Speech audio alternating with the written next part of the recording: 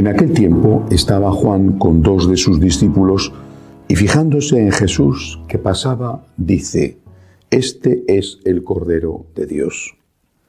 Los dos discípulos oyeron sus palabras y siguieron a Jesús. Jesús se volvió y al ver que los seguían les pregunta: «¿Qué buscáis?». Ellos le contestaron: «Rabí», que significa maestro, «¿dónde vives?». Él les dijo: «Venid y veréis». Entonces fueron, vieron dónde vivía y se quedaron con él aquel día. Era como la hora 10. Andrés, hermano de Simón Pedro, era uno de los dos que oyeron a Juan y siguieron a Jesús. Encuentra primero a su hermano Simón y le dice: «Hemos encontrado al Mesías», que significa Cristo, y lo llevó a Jesús. Jesús se le quedó mirando y le dijo: «Tú eres Simón, el hijo de Juan. Tú te llamarás Cefas», que se traduce Pedro, palabra del Señor. Gloria a ti, Señor Jesús. He recibido un correo entre los muchos que recibo cada día de una mamá que me pide consejo para su hija. La hija ya tiene años, no es una adolescente ni una jovencita. La mamá intentó educarla a ella y al resto de los hijos en la fe. Rezaban con ellos en casa, iban a misa. Hizo lo que supo, lo que pudo. Bueno, pero los hijos se han alejado de la fe. Pero concretamente esta muchacha, me contaba la mamá, esta muchacha no es que esté alejada de la fe, es que se encuentra totalmente desanimada. La vida no tiene sentido para ella. Y se pregunta, ¿para qué vivir si la vida no es más que una sucesión de hechos que no van a ninguna parte? Te levantas, haces todos los días la misma rutina, trabajas, comes, duermes, al día siguiente igual. Me pregunta, ¿qué puedo decirle a mi hija? Le he hablado de Dios y es como si la resbalara. La situación de esta mujer todavía joven, a la hija me refiero, no a la mamá que ya es mayor, es típica de nuestra época. No encuentran sentido a la vida, no lo encuentran. Y para los que les han ayudado a vivir y a nacer y a educarse, es muy doloroso. ¿Qué hago con estos hijos, con este hijo? ¿Qué hago con él? En este caso no hay, por lo menos que yo sepa, más traumas de divorcios o de otras cosas. Simplemente una vida que no tiene sentido para los que la tienen que vivir. A veces eso degenera en suicidio, y no solamente en los casos extremos que reclaman la eutanasia, sino tantos jóvenes que se suicidan. En el lado opuesto, yo veo, por poner un ejemplo concreto, a los seminaristas del seminario donde estoy, donde vivo. Son chicos jóvenes, aparentemente normales, pero han dejado todo. Su casa, sus proyectos, no solo proyectos profesionales, que algunos los tenían con su trabajo, sino también los proyectos que son más difíciles de dejar, los sueños, los ideales. Ideales me refiero de tipo humano. Los sueños, ¿no? Porque la realidad generalmente no es tan bonita como los sueños, pero los sueños, además los sueños son gratis, no te cuestan, ¿no? Yo quiero tener una maravillosa familia, con unos hijos estupendos, yo quiero tener un trabajo extraordinario, porque es mi trabajo soñado, quiero tener tal carrera, tengo que tener los sueños. Desprenderse de los sueños es muy difícil. A veces desprenderse de las realidades no cuesta tanto, porque las realidades tienen siempre dos caras y muchas veces la cara dura es más fuerte que la cara amable. Yo veo que han dejado todo para seguir a Jesús. No son personas frustradas cuya vida no tenga sentido. Y veo nuestros sacerdotes, los sacerdotes de los franciscanos de María, que están en situaciones diferentes unos de otros, por supuesto, pero no están en unas situaciones ideales, que no sé cuáles son las situaciones ideales, ¿no? Todos viven en condiciones más o menos difíciles, quizá porque es lo normal de un sacerdote hoy. No solo los que están en la misión en Guatemala, con una montaña de misas el fin de semana para atender a la parroquia y las 23 comunidades que tienen que atender, pero no solo ellos. Es decir, la vida no es sencilla y sin embargo su vida tiene sentido. Creo que esto es lo que tenemos que plantearnos ante una homilía como la de hoy. Para que la vida tenga sentido, solo hay un camino: seguir a Jesús. Solo hay ese camino. Repito, solo hay un camino. Los demás no lo sabrán, no lo verán. Quizá algún día la hija de esta mamá que me ha escrito toque fondo y vuelva a mirar arriba a los tiempos de su adolescencia, de su juventud, cuando estaba cerca de Dios y sí tenía sentido su vida. Quizá no lo sé. Pero para nosotros, que aún tenemos el don de la fe, aunque no sea tan buena como debería de ser, podemos decir: gracias, Señor, porque tú llenas de sentido mi vida. Y Jesús llena de sentido nuestra vida porque en el seguimiento de Él, en ese déjalo todo y vente conmigo, le dijo el Señor a Andrés, a Pedro, a Santiago, a Juan, a los demás. En ese dejarlo todo hay un desprendimiento, hay un riesgo, hay una renuncia.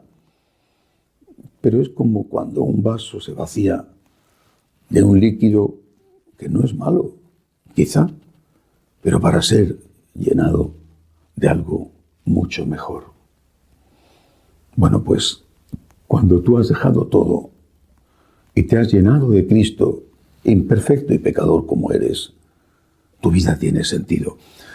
No te da el sentido de la vida el que tú hagas esto o aquello. El sentido de la vida te lo da Cristo. También ese es un riesgo para los sacerdotes. Mi vida tiene sentido si soy un excelente predicador, si tengo éxito, si consigo que la gente siga a Cristo a través mío. Eso no es cierto. La vida tiene sentido si estoy con Cristo. Puedo estar enfermo, incluso ser un sacerdote enfermo, un sacerdote paralítico o un sacerdote que no predique bien. Hay cualidades que se tienen y otras que no se tienen.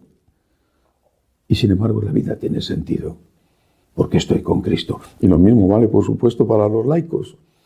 La vida tiene sentido porque estoy con Cristo. Estar con Cristo significa estar lleno de Cristo, en comunión con Cristo, en gracia de Dios. Pero estar con Cristo significa también ayudar a la gente. ¿Cómo se llena de sentido la vida? Cuando haces el bien. No es que hagas el bien para sentirte bien. Sería una manipulación del bien. Pero cuando haces el bien te sientes bien. Y claro que hacer el bien siempre supone lo mismo que seguir a Cristo, una renuncia. Si das una limosna, pierdes el dinero que das. Si dedicas tiempo a estar con alguien que se encuentra solo, empleas ese tiempo en eso que quizá no te apetezca tanto y no en otra cosa que te gustaría más. Si perdonas a alguien, renuncias a la venganza. Si pides perdón, te cuesta. Seguir a Cristo, hacer el bien, implica siempre una renuncia. Pero qué bien te sientes cuando haces el bien. Aunque a veces te pueden engañar, aunque a veces la persona que te ha pedido ayuda te haya estado utilizando, pero nadie te puede quitar la paz, la alegría que tienes cada vez que has ayudado a alguien. Repito, más allá de si esa persona se lo merecía o no se lo merecía, la alegría que tienes, tu vida llena de sentido, eso nadie te lo puede quitar. Y luego viene lo más importante, la vida eterna, la vida eterna. Vivimos todos los días asediados de malas noticias. Hoy leía que la nueva cepa del Amazonas había que rendir homenaje a la Pachamama y ya ves, se ha convertido en un virus aún más mortal y que se dudaba, los científicos dudan, no afirman, solo dudan si los anticuerpos servirán, los que ya tienen las personas infectadas que han pasado el virus o los que han sido vacunados, servirán para esa nueva cepa que dicen que es la peor de todas, ni la japonesa, ni la surafricana, ni la inglesa, ni la originaria china, la peor, dicen. Bueno, vivimos asediados por malas noticias que nos angustian, no podemos evitarlo, nos da miedo pensar, ya se habla de nuevo de otra Semana Santa sin celebrar dignamente los oficios, están suspendiendo ya los cultos tradicionales como las procesiones en las grandes ciudades españolas. Vivimos asediados de malas noticias. ¿Qué va a pasar con la economía? ¿Resistirá otro año entero de crisis? ¿Qué va a pasar con las familias, con todo? Y en cambio, siendo partícipes de esa angustia, de esa preocupación, ¿quién no? De su vida, de la vida de los suyos, del trabajo, del destino de tu patria, siendo partícipes de esto, sin embargo tu vida tiene sentido porque miras arriba, miras al cielo. Hay vida eterna. Aquellos cristianos a los que los llevan a comer los leones tenían un fin inminente y escuchaban desde debajo de las celdas que había en el Coliseo romano, escuchaban los gritos que venían de la arena del Coliseo, donde ya otros cristianos que habían estado con ellos en la celda horas antes gritaban porque se los estaban comiendo las fieras. Y sin embargo su vida tenía sentido. Miraban al cielo. Cuando Santa Teresa escribía con tantos problemas como tuvo, decía, la vida no es más que una mala noche en una mala posada. Y cuando le llegó la hora, dijo, por fin, ella que había escrito, para mí la vida es Cristo, que muero porque no muero, muero porque no muero. O San Pablo que había escrito, para mí la vida es Cristo. Y Santa Teresa dice, por fin, ha llegado la hora, por fin. Por eso, sigamos al Señor. De verdad, sigamos al Señor. Llena nuestra vida de sentido. El que pueda, lo decía San Pablo, el que pueda que se consagre. Decía él, el fin es inminente. Ciertamente era la primera carta a los tesalonicenses y quizá pensaban que la segunda venida de Cristo estaba a punto de llegar, que el Apocalipsis estaba encima. Bueno, pero San Pablo lo escribe, el fin es inminente. El que pueda que se consagre, el que tenga mujer que viva como si no la tuviera, lo dice San Pablo. El que pueda que se consagre, el que no pueda, pues que se case. Pero para todos nosotros, quien llena nuestra vida es Cristo.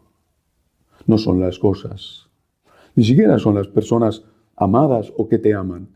Quien llena nuestra vida en la tierra es Cristo. Es hacer el bien por amor a Él. Es dejarlo todo para seguirle a Él, aunque tengas que seguir en tu familia.